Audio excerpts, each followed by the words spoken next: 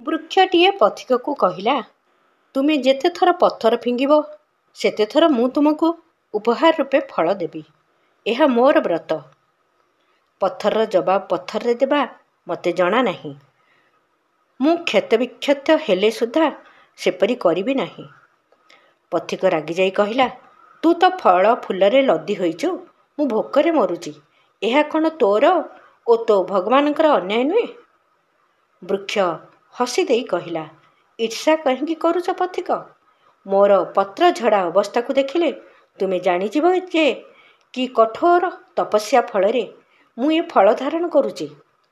ତୁମେ ସେଇଭଳି ପୁରୁଷାର୍ଥ କରି ଦେଖ। ଅଖଣ୍ଡ ଜ୍ୟୋତି 2006 ଜୁନ୍ ମାସ ପୃଷ୍ଠା ସଂଖ୍ୟା 60। ବିଚାରକ୍ରାନ୍ତି ଦୂତ ୟୁଟ୍ୟୁବ୍ ଓଡ଼ିଆ ଚ୍ୟାନେଲକୁ ସବସ୍କ୍ରାଇବ୍ କରିବା ସହ ପରବର୍ତ୍ତୀ ଭିଡ଼ିଓ ପ୍ରାପ୍ତ କରିବା ପାଇଁ ବେଲ୍ ଆଇକନ୍ ଦବାନ୍ତୁ ଏବଂ ବିଚାରକ୍ରାନ୍ତି ଦୂତ ଓଡ଼ିଆ ଫେସବୁକ୍ ପେଜ୍ ସହ ଯୋଡ଼ି ହୁଅନ୍ତୁ। ଧନ୍ୟବାଦ।